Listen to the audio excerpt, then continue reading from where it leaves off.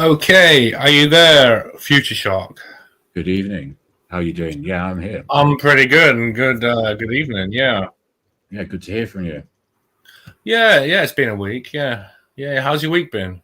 It's been a week. Yeah, my week's been okay, man. It's been quite productive music-wise. So, yeah, I've got like an EP I'm finishing basically, which is 4 tracks. So, I've pretty much got it done now. So, that is always a good thing. Okay, yeah. What about this EP? Yeah, what's it like? What's it about? What's the name of it? Can you tell us the name of a track, or is it still top secret? I mean, 2 of the tracks are still called May 9 and like Nice. May Yeah, 2. I know. My mate John's band. A lot of his songs are called Cunt 19, Cunt 20, Cunt 21. Yeah, I get that. I get why that would be the case for sure. I mean, yeah, I'm never very good with names, to be honest with you. These days, I kind of like I've released I've released 96 tracks now, drum and bass tracks, and 96 obviously tiers. I've worked on shitloads more. And 96 tracks. You run out of name ideas, man. To be honest with you, like you started to run out a bit. But my tracks are kind of like I sampled the Lawnmower Man in one of them. 96 tracks is a good name for a track because there's that old R&B song 96 Tears that the Stranglers covered. And the vibe of it could be like an old school vibe, like 90s. Call it 96 tracks. That's awesome. Yeah. In fact, I'm lying. I'm on 99 at the moment. Sorry, I'm lying. I'm 1 away from 100 now. Well, that's the Flake. You gotta call that track the Flake. That's a good point. What the hell am I going to call my 100? I've got to think about one. Yeah, it's got to be a good one. So we're flying away. I thought that this video might be the perspective one where it kind of like shows them like yeah, because the Stevenson star is just the biggest one that we can see in our galaxy, isn't it? I think, or is that not? I don't know actually where that thing is. But either way, it's like a million times the size of the sun, isn't it? Quite literally, it's pretty crazy. Yeah. So that about space and the relative size of the universe. Did you ever hear of something called Hitchhiker's Guide to the Galaxy? Yeah, of course. Yeah. So do you remember the total perspective vortex? So I never actually read. I know of it. So this is the weird thing. I never actually read the book or seen the movie. So I'm not able to talk. I think they even did it. They even redid it in the radio season. I can't remember which book it's from. If it's from like the 3rd book, like is it from a restaurant at the end of the universe? Because like most people, like a lot of what people don't realize is that the TV serialization of it only went to the end of the Hitchhiker's Guide, and it didn't do the other books. I think or bits. So there's a lot of stuff that's just really weird. But yeah, that's a good bit though. The total perspective vortex, because they. I think Zaphod Beeblebrox he stole the heart of gold, so they sentenced him to the ultimate punishment, which was to see how tiny you were in the universe. You know. Oh, total. What was it called then? Sorry, total perspective. Total perspective vortex, to see precisely how small and insignificant a part of you play. But I mean, I'm not one to believe in that because I've meditated and I've had the universe inside me, right? So I mean, like the whole thing about spatial reality, our universe, our mind, and our 4-dimensional consciousness is infinite, right? Be the same thing, unless they're all reading the same music sheet. I don't know, but they always say that there's an impression that they all want to come back and that they've been squeezed into this body, you know, that it's something really limiting and infinitely small, and that they're from a realm that's much bigger, you know. They do say that a lot, don't they? I literally saw one just a few days ago. I can't remember in what context, probably on X, something like this. And the guy was saying, oh no, it was that. There's a famous actor this happened to recently, isn't it? Fuck, I can't remember his name. But anyway, I saw a clip of him and he's saying exactly the same thing. That he didn't want to. Oh, really? Wow. I can't think who it was. This guy, I think he's more like America famous, but I recognized him. But anyway, he'd had a near-death experience. I can't remember what I think he was on Joe Rogan, actually, was talking to him. That wasn't the clip I saw. It was a different clip, but I think he's been on Rogan recently. He just said what, you hear most people say, really, in terms of near-death experience. Okay, so is that video nearly finished? That's kind of, it's just at that point now, it's just like the Doctor Who 80s credits and intro intro graphics because it's like you don't understand where you are anymore if you can see the screen. I mean, it's like, where am I now? But the thing, sorry, just bear with me 1 sec. Sorry, I'll just be back in 1 minute. Sorry. All right. Well, in Future Shock's absence, I'm gonna talk about a little bit, and I'm gonna play a song actually. One of Future Shock's tunes, and I think in a few weeks ago we talked about how the ancient Egyptians had a sort of synergy and between religion and science, and that the priests of one discipline, such as medicine, were often the priests of scientific. The priests of science were also doctors. Yeah, I think that sentence needs unscrambling. So the priests of Sekhmet were actually doctors, and there was like a whole process that imagine a society sort of based where you actually literally believed that, the spirit world was real. And I think the danger of that is probably something like what happened in ancient Egypt, is that you get a priesthood who can exploit that fact, and they can make things happen and make you think it's God doing it. So, for instance, Sekhmet was a female lion goddess. She was sort of equated with archetypical female goddesses and the forces of the cosmos. Sorry about that. And she was like the goddess of war, and she was said to be irrational, and she could only placate it by brewing a special red beer, which the priests presumably would pour in. Well, they'd pour it into the River Nile, and the simple people seeing this, whether they were in on it or not, it's like this bit of that like sort of Father Christmas thing, isn't it? It's like that sort of your parents are a priesthood guarding a secret of Santa Claus, But it seems for the ancient Egyptians, a lot of their culture was like this. So they brewed this special beer, which was like red with blood, and they would pour it into the Nile, and then the people saw this red blood beer. Who knew what they knew? But it was part of their ritual. It was part of some kind of taming of the forces of nature. And I suppose if the priesthood could make the people believe it was real, then it would be real. It would give power and strength to it. So Hether and Nut were the cow goddesses, and they evoked the female cows of the marshes of northern Egypt. And of course, for a Neolithic people, which they were, said to probably have lived in the area and developed sort of without influence from any other civilization, because there's a time when the Sahara was actually a green and verdant.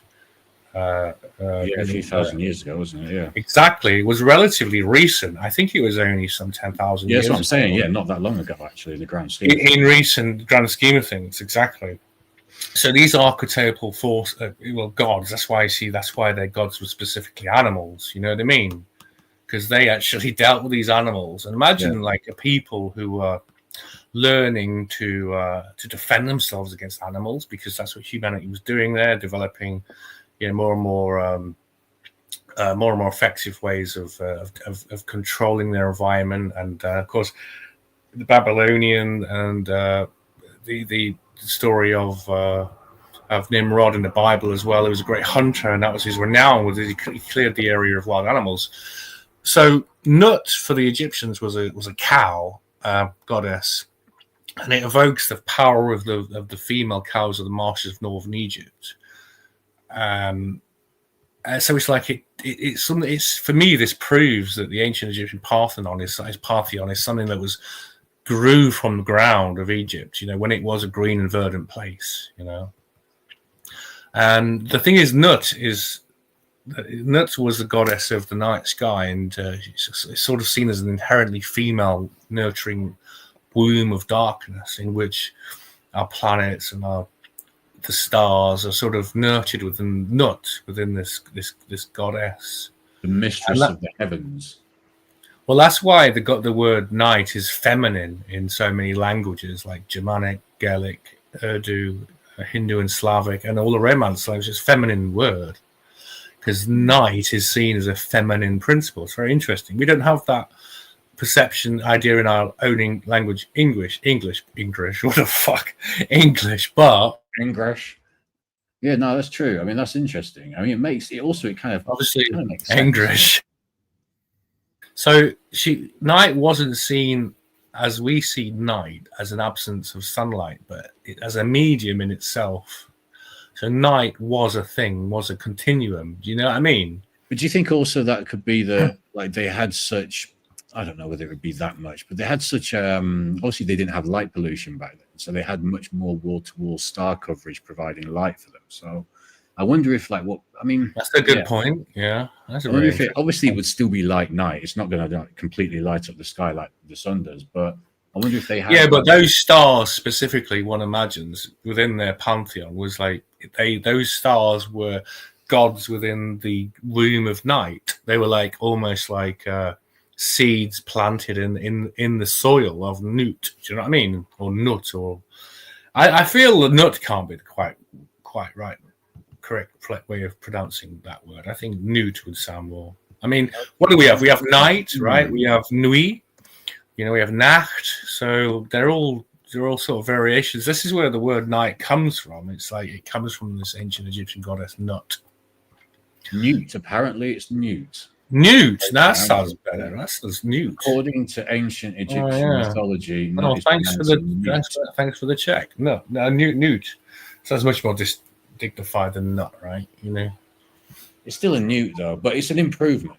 It's definitely an improvement. Well, Newt makes you think of nuit and night, and it sort of seems to join those words to fit, doesn't it? Yeah. So, see, what I think is that they didn't see, as we see night, as a sort of absence. At least, recent science saw night as the absence of light, but it's a medium in itself. So it's like, it's the idea of the ether. And so it's to some degree you could say that that's kind of the default in a way. It's like you're actually quite fortunate to have to be close to a star that can give you light, sort of thing. It's like it's kind of almost it's the opposite way around, where night should be kind of like the standard and not the day, if that makes sense. Because that's the night should be the standard. The night could be this. Look, I'm working my way through, this train of thought here. But yeah, it could be. Why is like the daytime? Why is the sun dripped daytime taken as like it's seen as the sort of superior one, or the light shineth in the darkness, and the darkness comprehendeth not. But, do you know what I mean? Like, that's kind of in the like Bible, bro. Night's almost got that kind of unnatural feel. It shouldn't really be like it's got a sort of unnatural feel to it. Whereas the daytime is just apparently the properly natural time, sort of thing. I don't know. It depends on your perspective. I guess it have some bad effects if you're all the time. Yeah, I mean, if you're on a planet, if you're on the sort of dwarf planet Pluto, you're not going to get much so-called daytime, are you? It's like it's going to be like night, kind of. Going to be used to that, aren't you? What was this thing I was seeing around? Did you see this thing about like Pluto? I'd never clicked on any of the links. I thought it was bollocks, but like Pluto, quote unquote, crashes into Neptune. What was all that stuff about? I saw that. No idea, mate. I think you've got a virus. I literally think someone's not me who's got the virus. It's the freaking people on all the weirdos on the internet, isn't it? I literally haven't heard that story. It sounds ridiculous, but I don't know. Yeah. No, the Pluto crashing into Jupiter. I don't know. Into Neptune. Don't think it's happened, but I'm not sure. I think they're trying to say something. I don't know. I don't know what that was all about. I never clicked on it because obviously I thought it was bollocks anyway. But I just wondered if it was something you'd seen. Never mind. Anyway, so like modern science is thinking that the vacuum of space is actually a thing called a 0-point field. And you know what I mean? So space isn't just space. It's actually it's like exploding and appearing pairs of matter and antimatter pairs. And this is like, you could form a hypothesis almost about the nature of God being energy, like, so the 0 point energy of space, the newt, right? That, in a sense, could be, that is God. If God is electromagnetic energy and all of it sort of, I'm not saying we should worship the ancient Egyptian pantheon, but it's interesting that they, whether by coincidence, whether by sheer dumb luck, they just, obviously the night was a big deal to the ancient Egyptians, but whether they realized that actually by saying that it's something that has an actual a reality and space isn't just an absence, then it's like they identified, I suppose it's like primitive science, they're identifying key forces in the universe and they're sort of naming them as gods. But for the ancient Egyptians, this 0 point field was visualized as not only it was a protecting, all-encompassing mother in whom one could take refuge, apparently by ascending a special ladder, which kind of seems quite an unlikely way to see a god climbing a ladder. I mean, something most commonly associated with window cleaners and such, and odd job men. You'd think there would be an alternative option. Spiral staircase, I would have expected. A little more dignified. Yeah. On that note, Future Shock, we do have a song of yours called "The Ladder," which you had no privy awareness of my little bit with the ladder and the goddess Nuit. This is just a grinding. This is just a little twist of fate that we didn't expect, isn't it? There you go, man. Okay, this is a tune from about. It's out on Inner Rhythm Records, and this is from about 2018, so a few years ago. But yeah, so it was kind of a tune I made that was just like, I wanted it to be like quite atmospheric and meditative, but whilst also having that kind of like upbeat drum and bass feel to it. So I think it did pretty well. Like, I think it got into the top. I think he got into top 30 of drum and bass tunes at the time. So I think it did all right.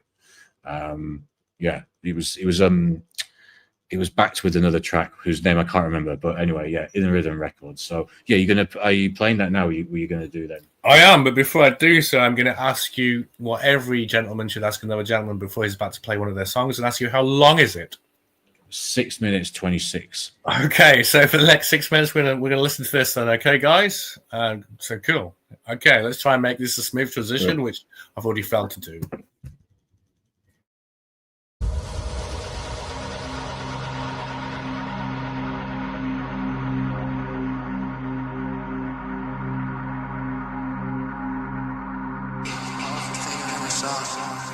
Even a bad trip, and believe me, I've had my share, do not compare to the fury of the ladder.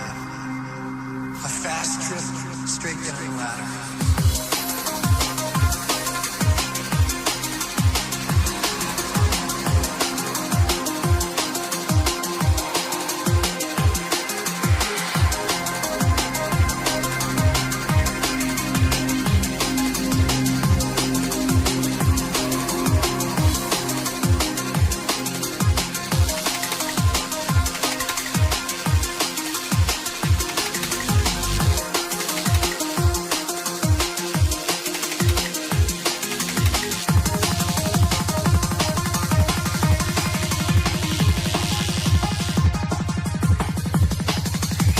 Fast trip straight down the ladder.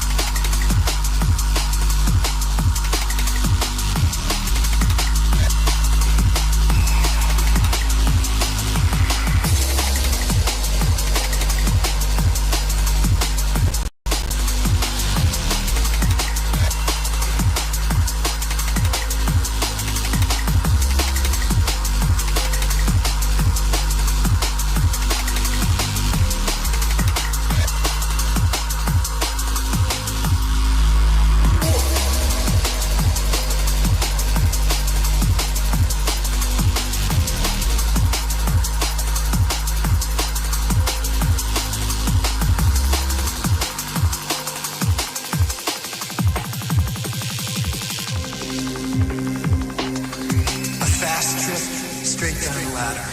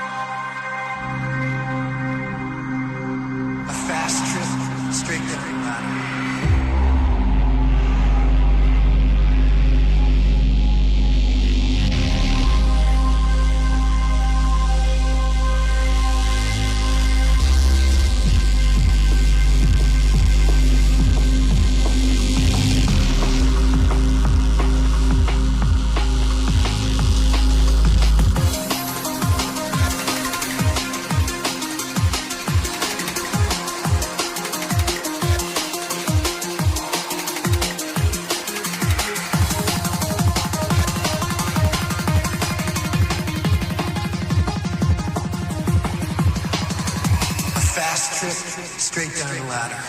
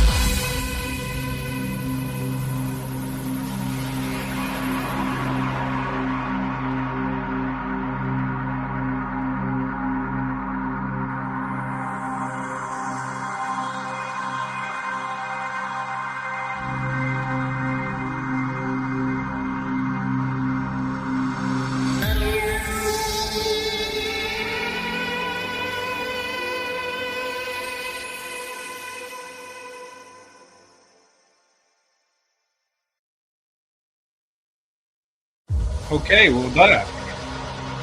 Okay, hello. Are you there, Future Shock?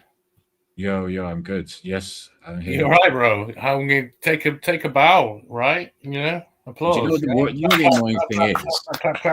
Clap. Yep.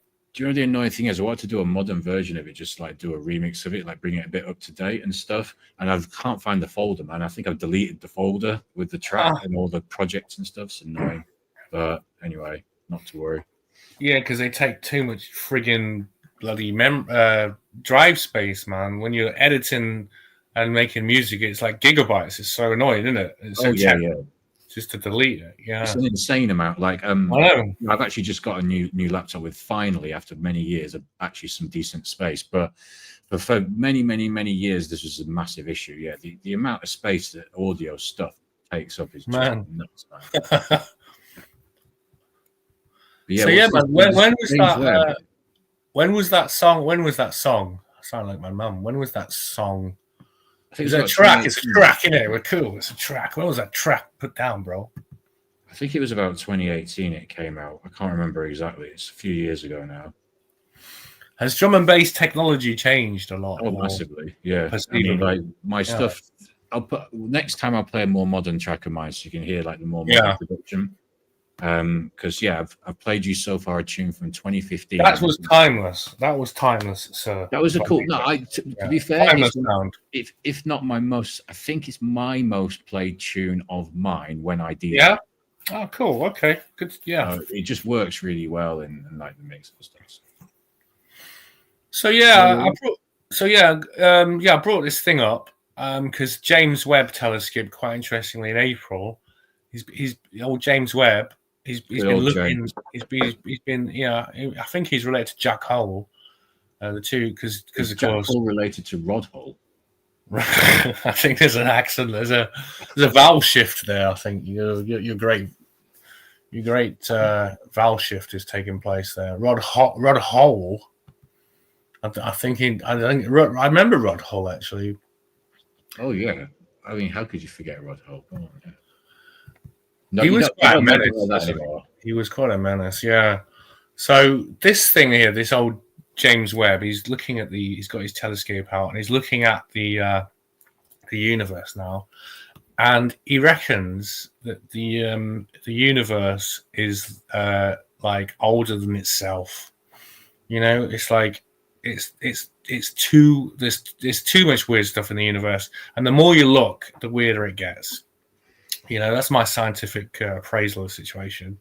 I was going to say it's not a massive surprise to people, surely, because it's like we hardly know anything. Like we kind of have to accept we hardly know anything. So new theories and new ideas and new discoveries are always going to be coming along pretty frequently. So, you know, it's going to be many years before you understand really what's going on properly. I'm not one to defer to science or scientists or anything, but I'm just going to play this for 2 minutes just because he saves me the time of writing it down and me saying it. So, yeah, basically, James Webb Telescope has been looking into the distant reach universe, and has found, which Felicity will just point it out, that there are galaxies that are much older than they should be, or younger than they are, or something weird.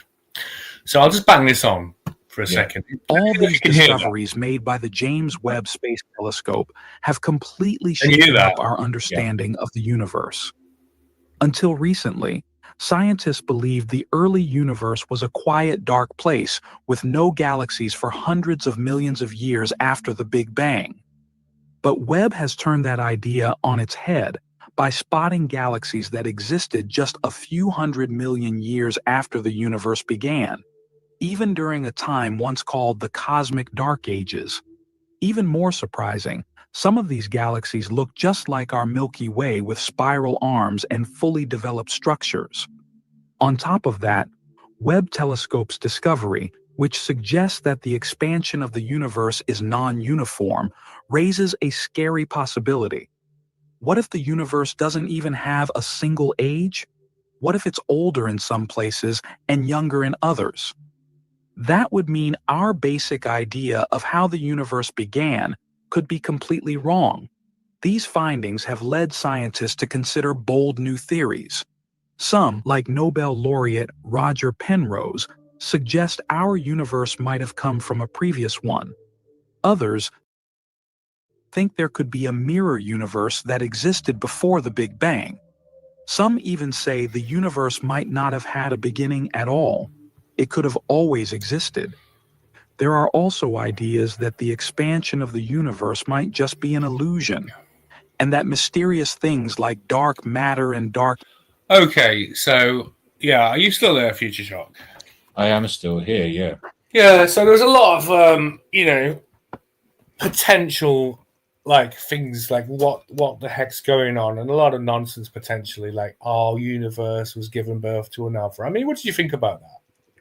Well, the way I've always kind of seen it is, I think that isn't it just for me? It seems the fundamental is space itself. Space is where you kind of put universes. So, however these universes emerge, however they manifest, if they are put there or something more quote unquote natural, whatever natural would actually mean at that point, you know, then that I think that seems to make the most sense to me, because you have to put them somewhere. So I don't, this idea of like, I think a game changer for me was realizing that space was not in the universe, that the universe was in space, although that's how I kind of like view it anyway. So I think space is an incursion into reality or something. It's like an incursion. It's like a quantum. I wouldn't know how else to describe it other than like, if you're going to have a bunch of universes, you need to put them somewhere. So there needs to be that thing, whatever it is made of as such, whatever the kind of energy.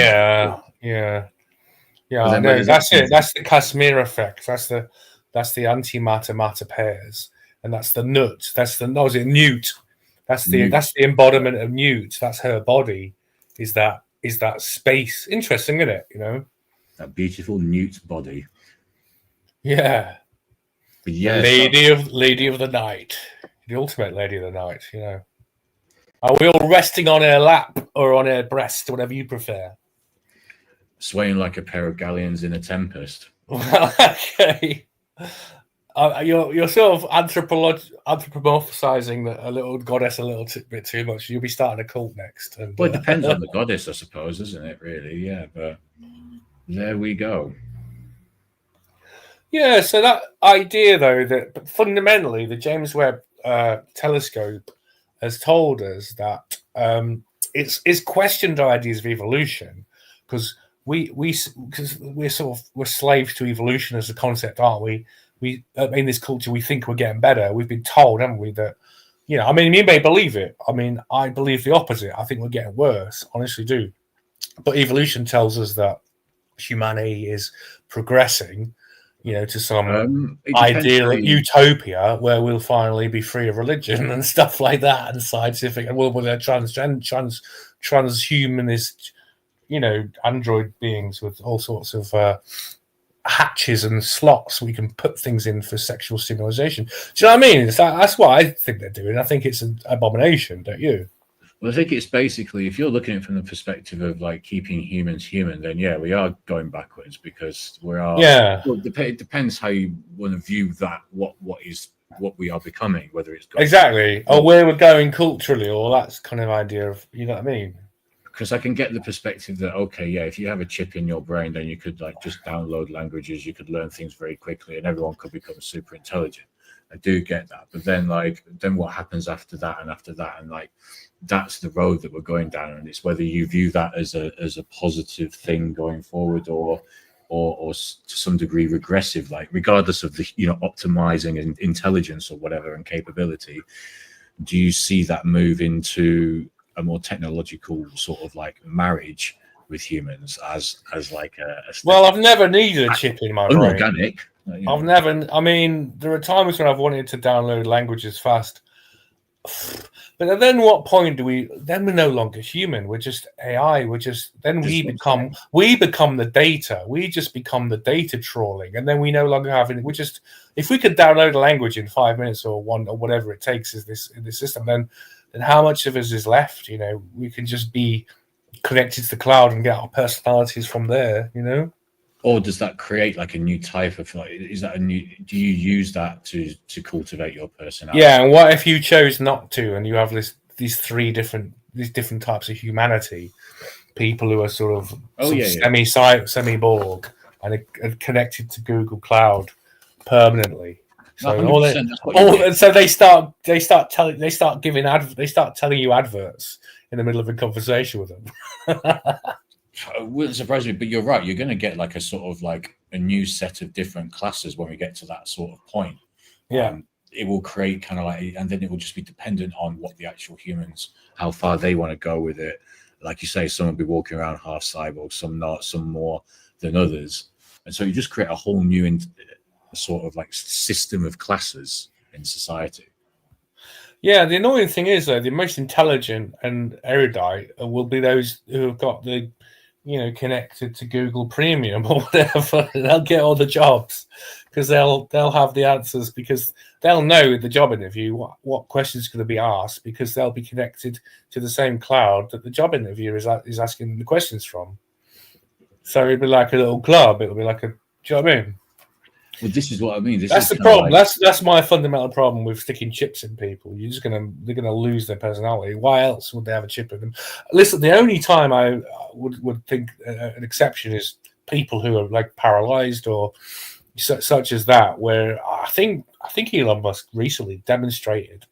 Neuralink. Neuralink's doing that, isn't it? So I mean, that's the one exception where this kind of stuff is quite interesting, and probably don't have too much objection with it. You know what I mean? Yeah, I mean, if they can achieve largely humanitarian, right? So it's not even just with disabilities, is it? They're just talking about they're talking about sorry, one sec. Yeah, they're talking about other things, kind of like blindness and deafness and stuff like this. So other neurological things, neurologically related things. So yeah, it looks really. You just extrapolate out what they're going to be able to do in the next sort of 10 to 20 years or so. It's kind of crazy to think, really. Yeah, but it's likely like all technology. I mean, look at the TV, right? John Logie Bird. I think he initially developed the TV as a way to contact spirits, and he believed he was in this story. Yeah.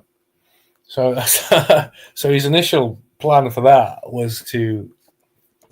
I think he believed he was in contact with. Well, the actual sort of snowflake stuff is static from the universe, isn't it? Oh no, that is spirits. So that is that's proved. Oh, is that the spirits? Is it? Well, they're the demons. Yeah, the black. Well, it's black and white, so it's the demons and the angels fighting forever. You see, in that static. They were the ones running teletext, weren't they? I think. Who's that? They were the ones running teletext. You remember teletext? Yeah, of course I do. Yeah, I'm an 80s lad. Yeah. Yeah. Oh man, yeah. Those were the days.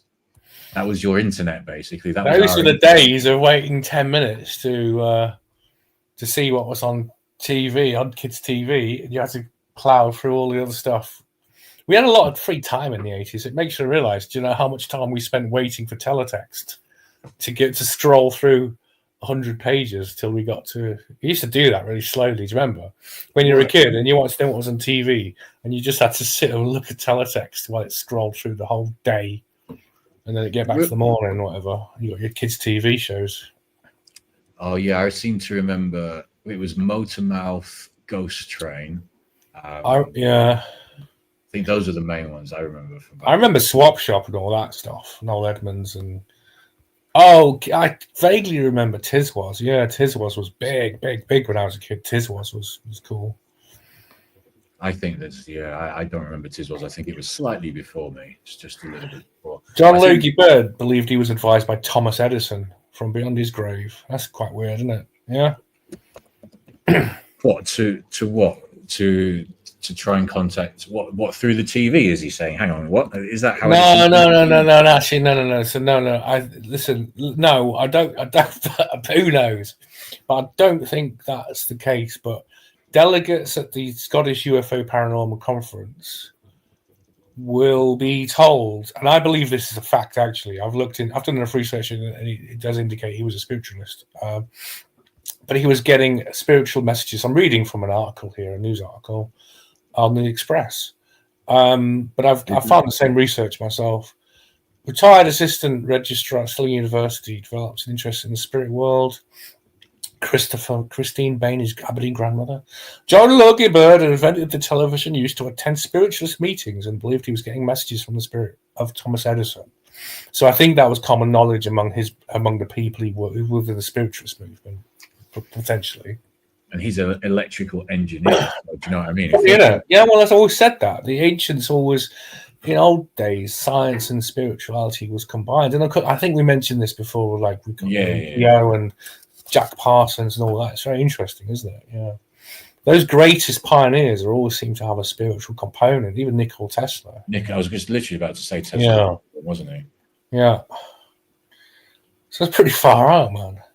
So what if the next time the static? We don't see static anymore. But what if static was what is a view of the demon realm? You know? Yeah, people under a certain age won't even know what we're talking about. Yeah.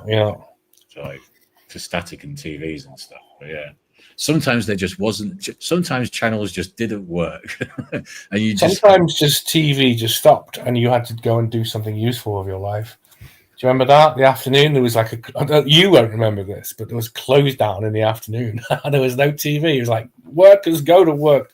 They didn't believe there was no such thing. This was Thatcher's Britain, but there were plenty of people unemployed, but they weren't watching TV. They were hopefully on their bike, like Norman Tebbit told them to do, but yeah.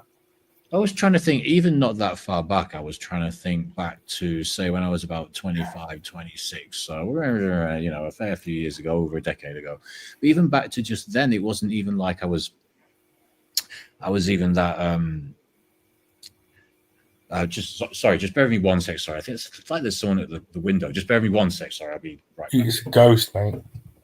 The aliens are going to take you. It'd be so cool if we never, well, it wouldn't be cool.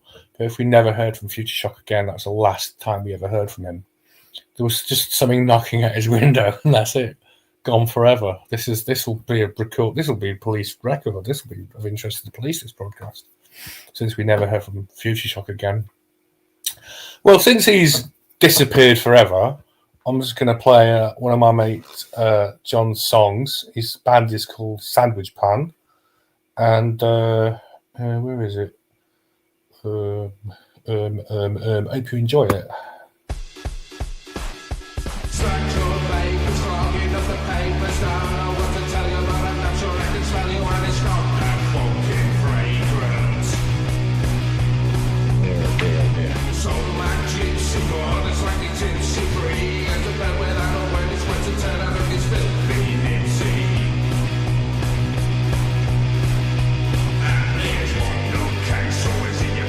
Satisfied, marine and javelin, shit, bring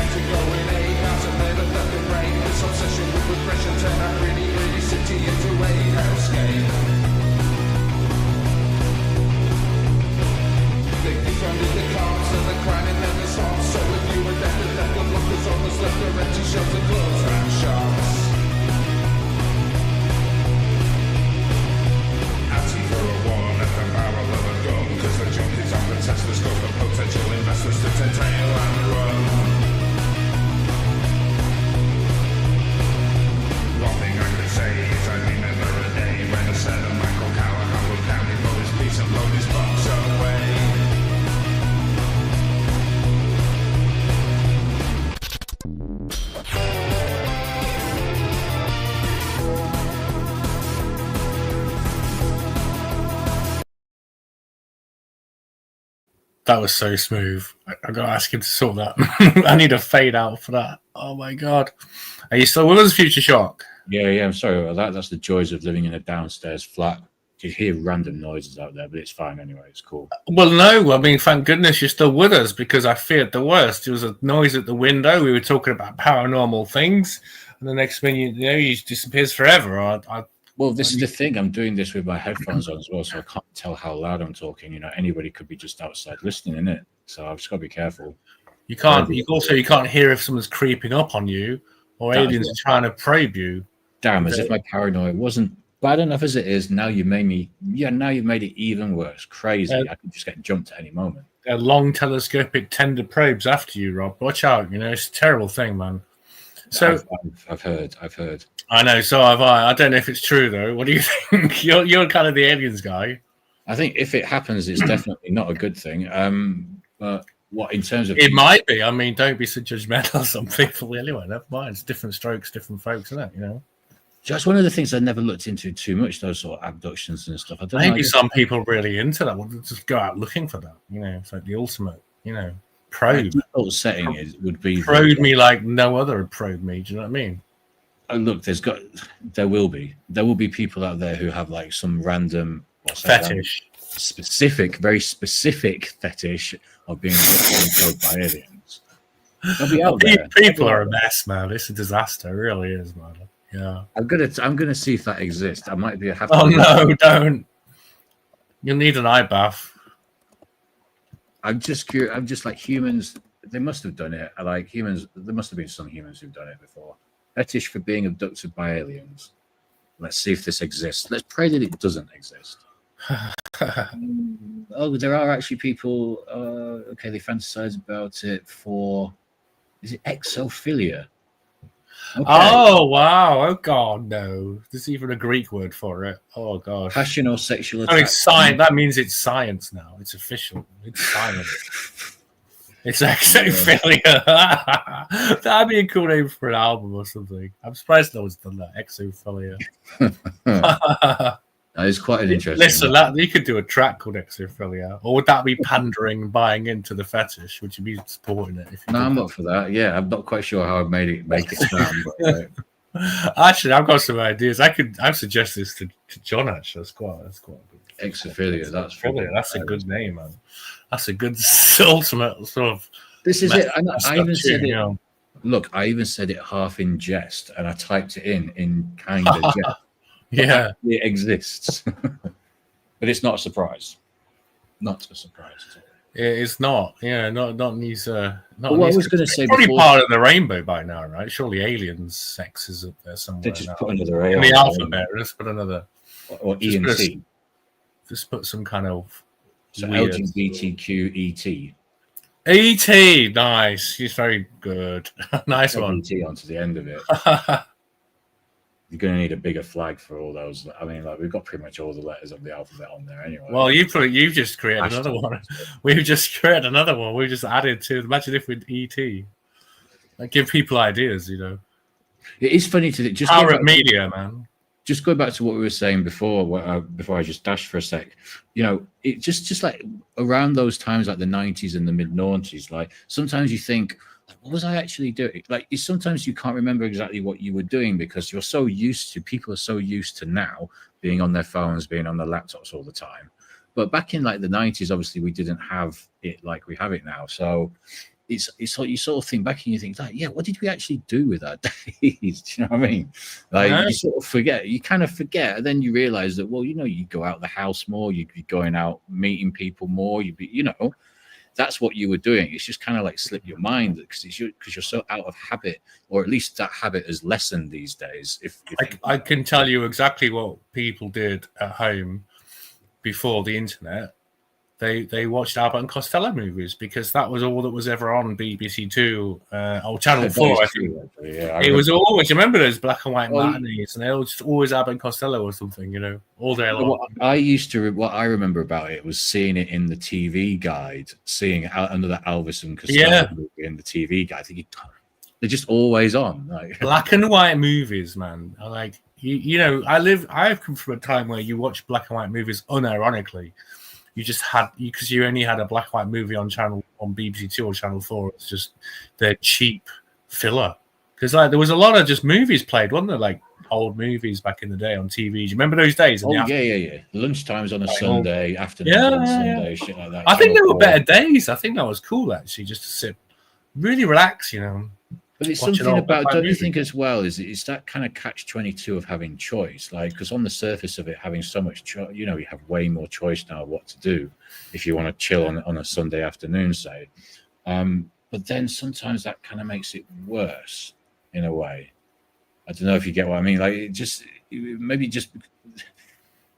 enjoy, you learn to appreciate it when you don't have so many options, kind of thing.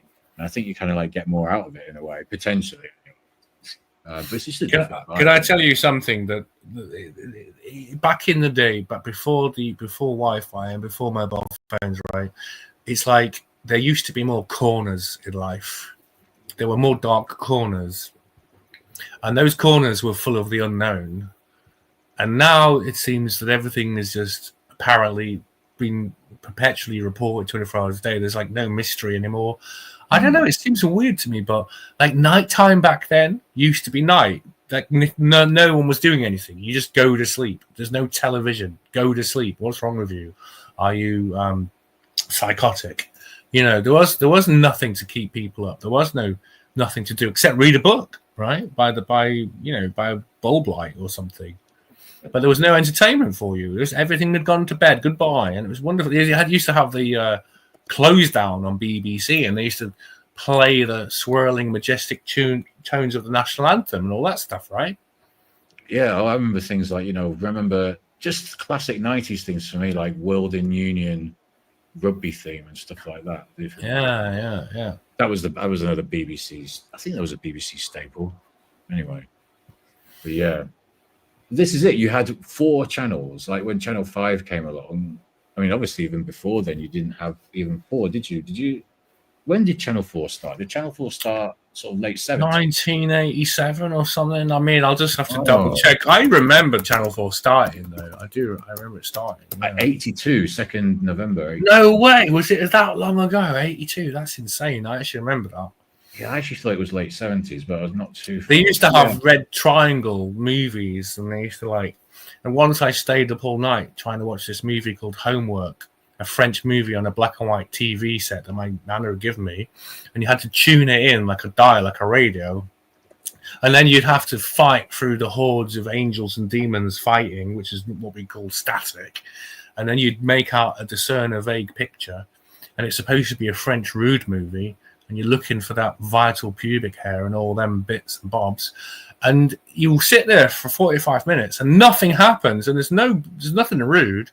And then you go to bed and you think, oh, well, that was nothing. And then your mate at school the next day tells you, oh, you have to watch the rest of it. It's all they start banging, all the clothes come off. I'm, oh my God. And I don't know. I just missed out on that old Red Triangle phenomenon of the Channel 4 of the 80s. But they reckon they used to have rude movies playing at night with rude things, but I never saw it, Oh, you mean they put on the erotic thrillers? Like I could never stay up long enough, 11:05. And my mum would shout at me to go to bed and turn off the Channel 4. Yeah, they're supposedly I don't know how erotic, but they're French, so. And we still had a black and white. I'm just remembering we had a black and white TV up until I was about 8 or 9. Yeah, black and white. I was in the kitchen. We had like a main TV in the lounge. We had one in the kitchen that was black and white, and so my sort of mealtime TV was black and white. Our black and white TV was in the kitchen, and then it somehow either got promoted or demoted, depending on the television's point of view. I don't know how he felt about it, but going to my bedroom. I think that was his, and then he ended up after that, he went to the scrap heap, probably. That was his last, that was it. It was like Toy Story. It was like, I saved him from the scrap heap. But yeah, the old black and white TV in the kitchen, yeah, those days. It's mad to think how crazily clunky everything was. It's like, if I think back to the TV I had when I was like a teenager and just sort of like before I came down to London and uni and everything, man, that thing was gigantic. and it's crazy. Just you did. Don't tell me you brought your TV to your Holzer residence. No, I didn't bring a TV down. All right, okay. I thought you brought a TV or something.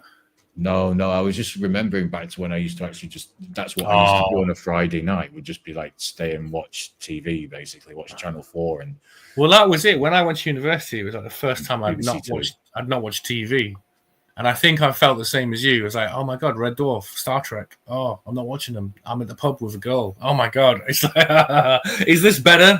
I still miss Star Trek. Oh, conflict, turmoil. And then eventually you come back around full circle. But yeah, so yeah, I mean that wasn't even that long ago, and it's just like a lot has changed since then. So yeah, man. What was I going to say? I forget what I was going to say. I don't know. I was going to say idiot of the week. I've got this. Oh, have you got one? Because I don't have. Yeah, I mean we call it idiot land, but it's just dickhead of the week, and that's Benjamin Netanyahu.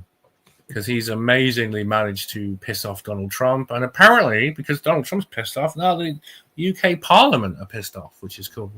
I'm just going to play this clip of the UK Parliament actually, for some reason, making a point about what's going on in Gaza, which I can't quite believe. Although I note that it's a half-empty Parliament. But I'm just going to share that. Share always, isn't it? It is when they're talking about things like genocide and such. That's what I mean. In these situations, they're always bloody half empty. Yeah. Here we go. Yeah, it's actually quite.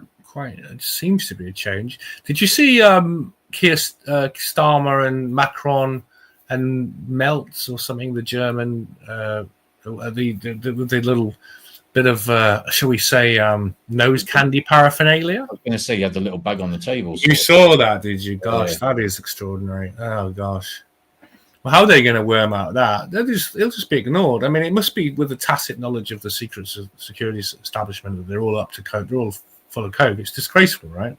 Yeah, and they kind of justify it by saying that, oh, well, if it all got out, it would be worse for security. So you've got to sort of keep it under wraps. So, yeah. Nasty bunch. They all are, aren't they? They're rotten. Anyway, on a more positive note, I'm going to just play this where it seems that some people have somewhat had enough of Israel, Trump, and apparently UK Parliament, and maybe the government potentially for the moment at least. So let's see. You were being nice when you said half empty. Up to now, the excuse has been that we've got to wait until negotiations are complete. There are no negotiations. All that we have is extremist settlers trying to force out Palestinian Can we hear that? from their villages in the West Bank, which I've seen with my own eyes. In the name of God, why can't we give the Palestinian people some hope? So maybe he can be the one who surprises me, gets to his feet and says that the plan as laid out by Benjamin Netanyahu is tantamount to ethnic cleansing. Will he do that, yes or no? We now learn from a government minister, an Israeli government minister, that Gaza is to be entirely destroyed. And we're watching the live streaming starvation of an entire people. Now, the minister talks about his anguish, and I know it's genuine, but can he not see what the majority of the House can see, that he's facing a catastrophic failure of government policy? In the past year, 100,000 tons of bombs have been dropped on Gaza, the equivalent of 5 times of the power of the nuclear weapons used over Hiroshima and Nagasaki 80 years ago. That's resulted in the death of at least 60,000 people. And on top of that, we're now going to have the complete invasion of Gaza by Israel. At what point will the government actually cease all arms supplies and military cooperation with Israel, cease the use of RAF Akrotiri, and above all, stop the export of any parts for F-35 jets, which have been complicit in the killing of 60,000 people in Gaza? Statement. So yeah, and this red-headed lady, she's apparently the Speaker of the House of Commons, don't know her name. But yeah, then the government released a statement, and it's for once, it's actually sort of not condemning, but I did write it down. I did make a note of it. What is? There's no point asking them to cease any weapons or parts deals. I mean, they're still going to go on. Well, all they say is they make a. Well, Hamish Falconer apparently is the Minister for the Middle East, and he points out that 52,000 civilians or 52,000 of Gaza is dead. for 2 months Israel's blocked aid, and he sort of he words a statement where he says the government no less has strongly opposed the expansion of the Israel operation, and any attempt to annex land and Palestinian territory must not be reduced or subject to demographic change. And it's quite an interesting statement for once, how have they? It's always just a sort of it's always like nobody talks about Israel, do they? In the media, it's like that thing you don't talk about. For once, they're talking about it. Do you know what I mean? So have they strongly opposed it though? Like you said, they've not. Well, in words, in the because the pen is mightier than the sword, of course, and so naturally this will instantly bring the end of the Zionist state of Israel, won't it? Well, that's not exactly. There's my irony laid on thick there. Yeah, the ironing is tremendous. Yes. No. This is all kind of like it's the right things to be said, but I mean, it just strikes me as kind of pointless. Sorry to be pessimistic.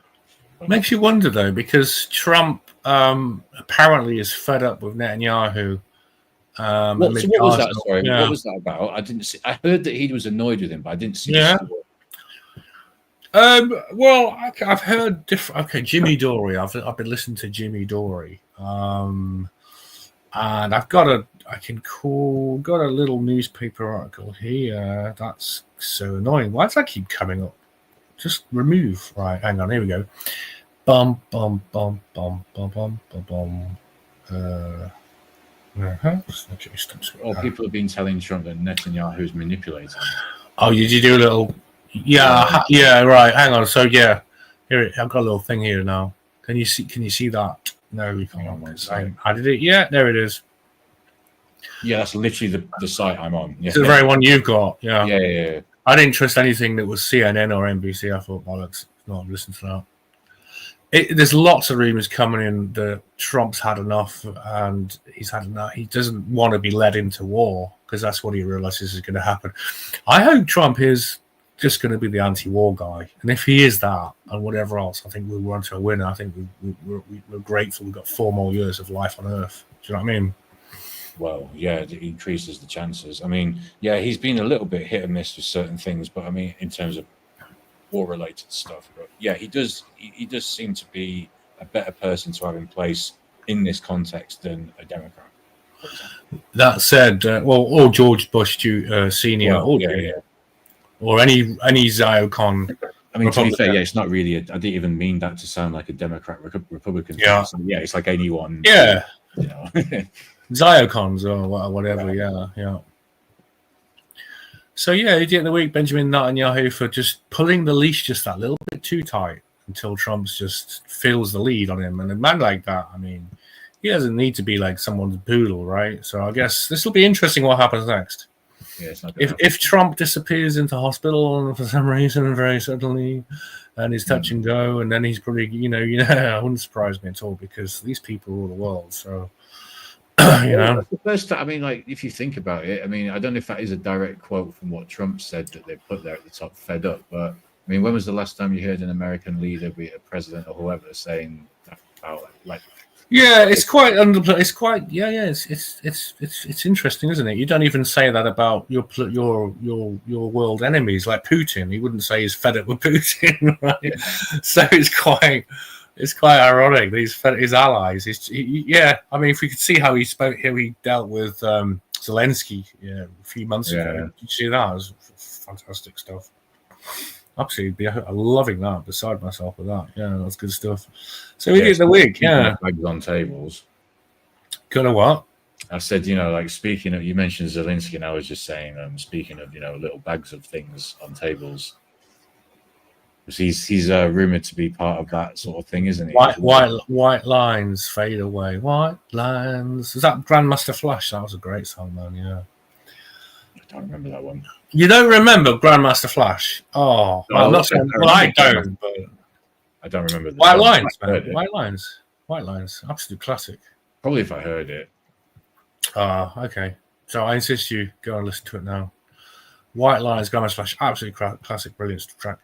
Listen, so are you gonna head off? Yeah, I've got to go in a couple of minutes. So gonna go in a couple of minutes.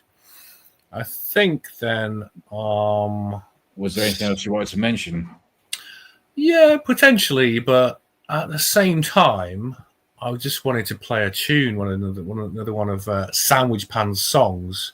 So maybe I'll play a quick Sandwich Pan song, 2-minute song, and then we'll just say good night and goodbye, children everywhere. What do you think of that plan? Let's do it. Let's do it. Okay.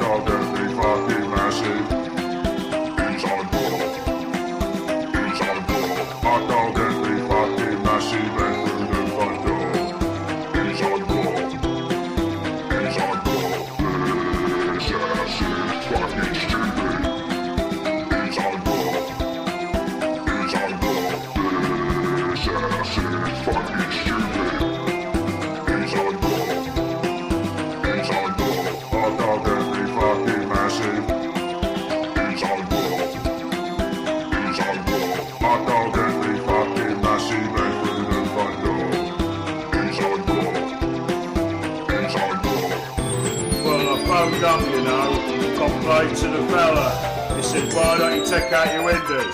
I said, because I live in a cellar.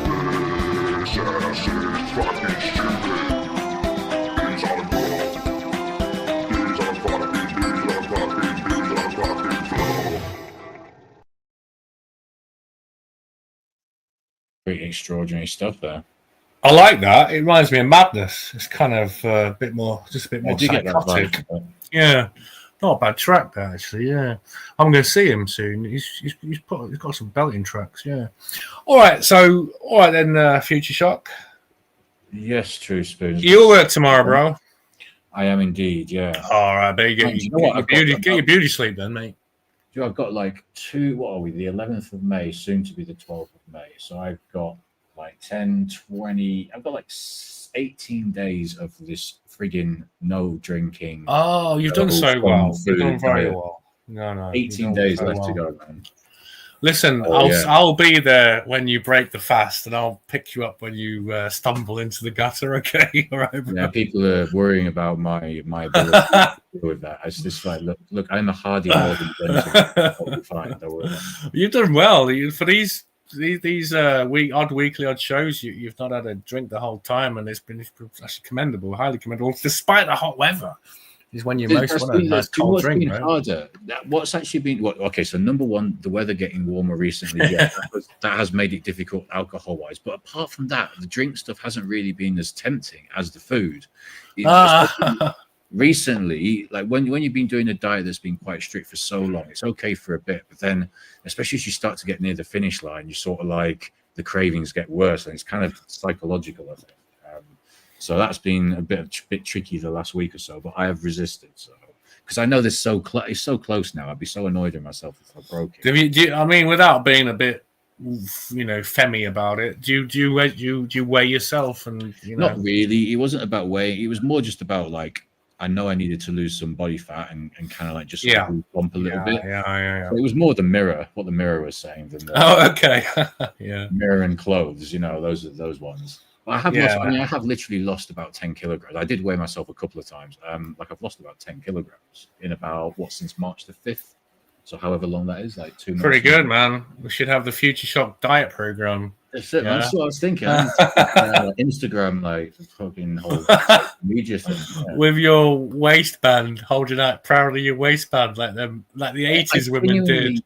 I genuinely thought about doing it, but do you know what I thought the problem was? I've not got that much of a change. Yeah, I've been able to do I haven't got a massive before after. Don't put yourself down, bro. You did 10. I've got a decent change for me. I'm happy with the change, but in terms of convincing other people, it's not like I've gone from like 200 kilograms to 80 kilograms. Oh yeah, well, them shrunken, suddenly shrunken fellows with the sort of bags of sort of skin under his armpits and stuff. It's the worst thing, isn't it? They put in all they go through all that to lose the weight, and then they end up with saddlebags. And they just sake, man. And they always look happier when they're fat as well.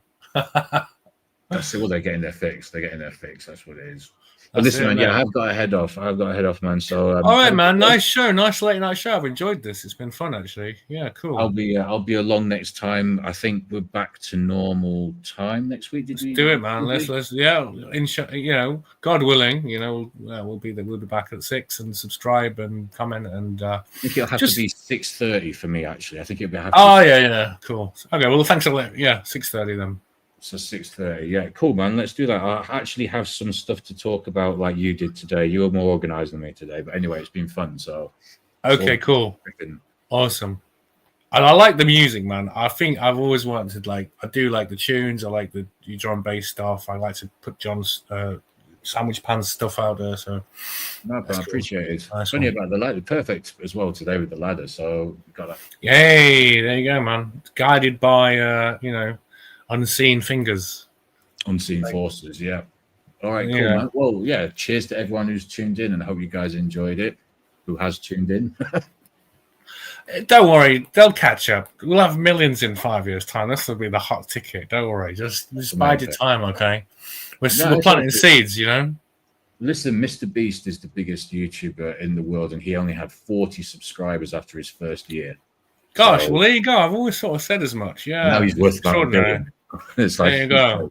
I wouldn't want to be like him though. He did some weird. He's got a weird bloke, hasn't he? Something's well, weird. yeah, he is. There's some. Let's say no more. Is he still going though, or is he in disgrace? Or no, he's still going. He shook off that, did he? That was a bit weird. Yeah, because it wasn't quite him, was it? It was one of his team, which obviously is still a responsibility. Exactly. We can get away with it because it wasn't him as such. Fixed and fake and weird. And anyway, I don't know. I think stuff like that sort of speaks more to people's interests, and that they're very easily sort of just excited by whooping and excitable ginger-haired people throwing money at people. And it's a bit lamentable, really, that that's where most of our people are at intellectually. Is just. I mean, it's just a sort of mild upgrade on things like, The Price is Right. Yeah, that kind of thing. Yeah, exactly. So Strike It Lucky with Michael Barrymore. Yeah, that kind of stuff. Yeah. Anyway, on that downer, because we got Sorry, go on, Future Shock. No, just I don't want to end the show saying Michael Barrymore. That's the worst possible way to end anything with the words Michael Barrymore. Going for gold was much better. Going for gold's better, so we'll go for gold. Until next week, keep tumbling. We're going for gold, and we've gone for gold, and we've got the gold. And good night, everybody. All right, cheerio, bye. See you next time in a bit.